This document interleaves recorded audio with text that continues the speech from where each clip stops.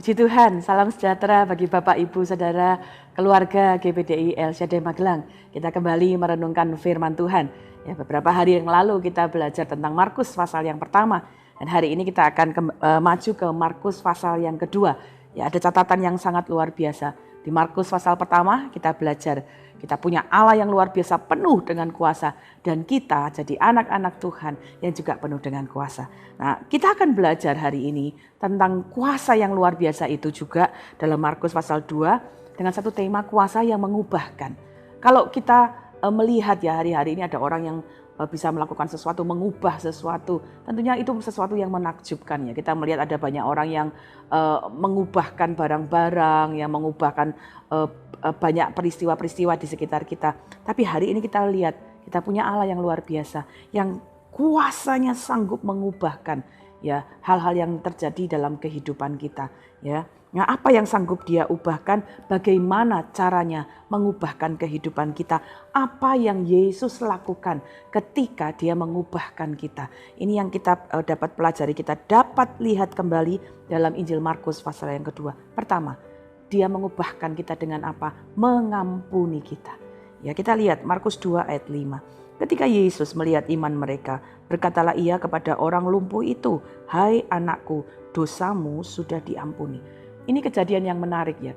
Markus 2 mencatat waktu Yesus mengajar ada banyak orang yang ingin datang melihat Dia, termasuk orang-orang yang membawa orang lumpuh ya. Orang lumpuh ini ketika didoakan oleh Yesus ya, Yesus kemudian bukan saja kemudian menyembuhkan dia, tetapi mengatakan, "Hai anakku, dosamu sudah diampuni." Ya, ini menarik sekali ya. Yesus sanggup menyembuhkan hanya fisiknya saja. Penyembuhan fisik dari orang lumpuh menjadi orang berjalan itu adalah mukjizat besar, tapi tidak dapat berlangsung selamanya. Ketika orang ini meninggal, ya kemudian berakhirlah juga mukjizat itu selesai. Tetapi Yesus tahu ada mukjizat yang terbesar yang akan berlaku selamanya yang diperlukan oleh orang yang lumpuh ini. Itu sebabnya Dia berkata, "Dosamu sudah diampuni." Jadi Yesus sanggup mengampuni, bukan saja menyembuhkan. Kuasanya yang sanggup mengubahkan. Ketika Dia mengampuni kita dari orang berdosa menjadi orang yang diampuni. Ini adalah kuasa yang sangat luar biasa. Apa yang kita cari dalam dunia ini? Kita adalah orang-orang yang berdosa. Kita perlu kuasa yang mengubahkan kita dari berdosa menjadi orang yang diampuni. Karena Yesus Kristus sudah membayar dosa kita dengan cara mati di kayu salib. Darahnya yang tercurah itulah yang menghapus dosa kita. Dan firman Allah berkata, setiap kita yang mau percaya kepadanya, mengaku segala dosa kita, menerima Dia sebagai Tuhan dan Juru Selamat, hidup kita akan diubahkan. Dari berdosa kita diampuni. Hari ini setiap kita yang mendengar, mungkin ada Bapak Ibu yang belum menerima Tuhan Yesus Kristus sebagai Tuhan dan Juru Selamat dalam kehidupan kita secara pribadi. Mari ambil keputusan. Tuhan, aku percaya Engkau adalah anak Allah yang punya kuasa yang mengubahkan. Engkau sudah mati di kayu salib. Aku mengakui aku orang berdosa. Aku mau terima Engkau sebagai Tuhan dan Juru Selamat. Mari masuklah dalam hatiku. Ya, mari naikkan doa ini. Minta Tuhan, undang Tuhan Yesus masuk dalam hati kita. Dia yang punya kuasa yang mengubahkan, sanggup mengubahkan hidup kita. Ketika Dia mengampuni kita, Dia mengubahkan kita dari berdosa menjadi orang yang diampuni. Yang kedua, Dia punya kuasa untuk mengubahkan dengan cara apa? Memulihkan hidup kita. Kita melihat Markus pasal kedua ayat yang ke-17. Ada satu catatan yang istimewa di sana. Kata Yesus demikian, Markus pasal yang kedua ayat yang ke-17. Yesus mendengarnya dan berkata kepada mereka, "Bukan orang sehat yang memerlukan tabib, tetapi orang yang sakit. Aku datang bukan untuk memanggil orang benar, melainkan orang berdosa." Ya, mengapa kalimat ini diucapkan ya? Pada waktu itu kemudian Yesus dalam perjalanannya berjumpa dengan seorang Lewi. Lewi itu adalah pemungut cukai ya, yang punya catatan tidak terlalu baik tentang kehidupannya ya. Ada cara-cara hidupnya yang tidak menjadi berkat ya, dianggap curang, dianggap berdosa, dianggap tidak layak dan sebagainya karena perbuatan-perbuatan hidupnya. Tetapi Yesus datang ya. Yesus merangkul orang-orang berdosa. Yesus merangkul orang-orang yang mungkin dalam keadaan penuh luka, kesepian, kita penuh dengan perasaan tidak layak karena dosa yang kita kerjakan, karena kesalahan, karena kegagalan. Tapi Yesus tetap datang kepada Lewi, pemungut cukai itu, ya, ada bersama-sama dia, merangkul dia, dan pada saatnya Yesus memulihkan dia. Ini satu kuasa yang mengubahkan sangat luar biasa ya. Dari hidup penuh dengan kegagalan menjadi hidup yang diubahkan. Hari-hari ini mungkin ada kita yang hidup dalam kecemasan. Ada kita yang hidup dalam keterpurukan karena kesalahan-kesalahan yang kita buat. Mungkin kita punya pilihan-pilihan yang salah sebelum ini. Mungkin kita punya cara-cara hidup yang salah sebelum ini. Kita mungkin punya keputusan-keputusan yang tidak baik sebelum ini. Lalu membuat kita terpuruk, membuat kita gagal, membuat kita jatuh. Hari ini ada satu berita pengharapan. Ada kuasa yang sanggup mengubahkan hidup kita. Mari datang kepada Yesus. Ya, mari berdoa kepadanya, Tuhan, aku mau dipulihkan.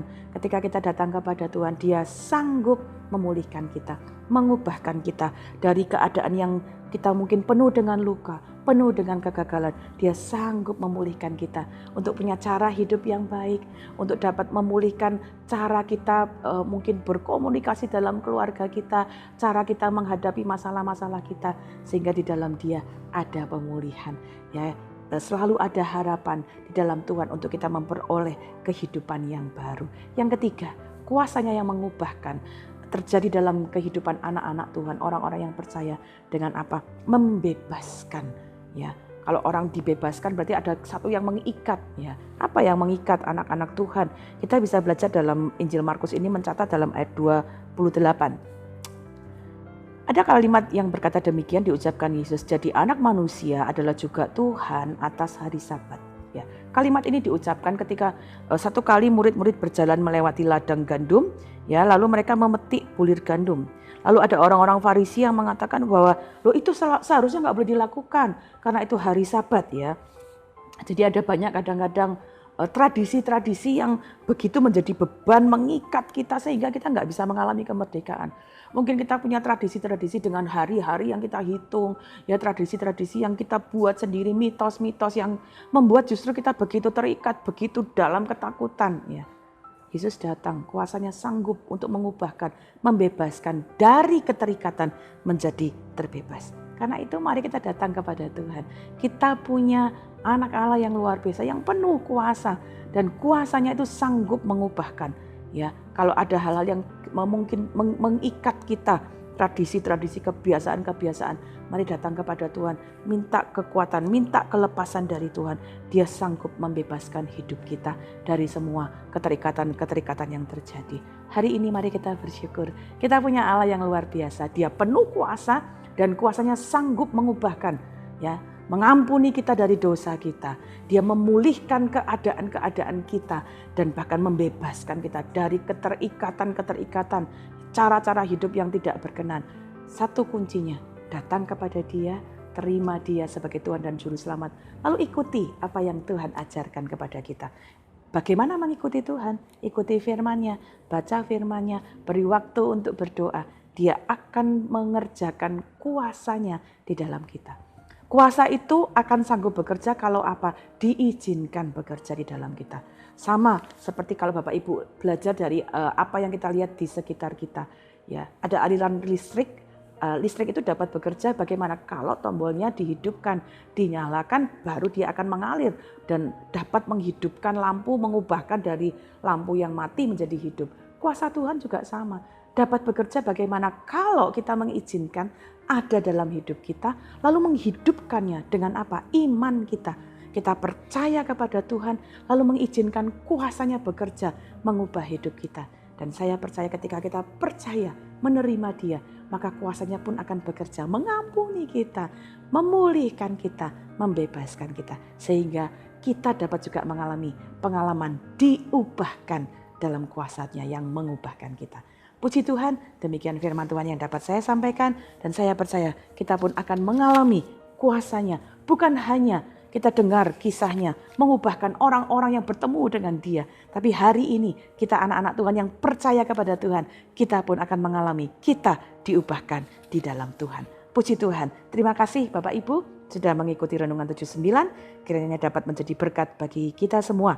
Bapak, Ibu, Saudara, Saudari yang ingin didoakan untuk pokok-pokok doa tertentu atau membagikan kesaksian, ya baik mujizat kesembuhan, pemulihan, masalah dan sebagainya, dapat menyalurkan kesaksian melalui chat di WhatsApp di nomor 0813 2742 0088. Kesaksian Bapak Ibu akan menjadi dorongan bagi kita semua, menjadi sukacita kita semua untuk terus berharap kepada Tuhan. Puji Tuhan, mari kita berdoa. Bapa, kami mengucap syukur, kami belajar dari firman-Mu. Kuasa-Mu sanggup mengubahkan hidup kami.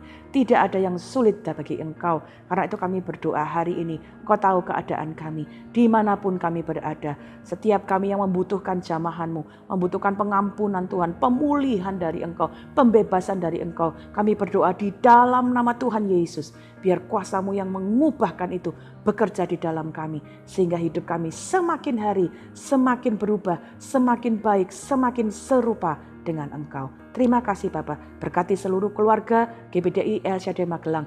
Kami mau mengalami kuasa-Mu yang mengubahkan di dalam hidup kami. Terima kasih Bapa, kiranya hidup seluruh keluarga GBDI El Shaddai Magelang seperti tanah yang baik, yang mendengar firman-Mu dan mengerti dan berbuah. Ada yang 100 kali lipat, ada yang 60 kali lipat, ada yang 30 kali lipat. Terima kasih Bapa. Dalam nama Tuhan Yesus Kristus kami mengucap syukur dan berdoa. Haleluya. Amin.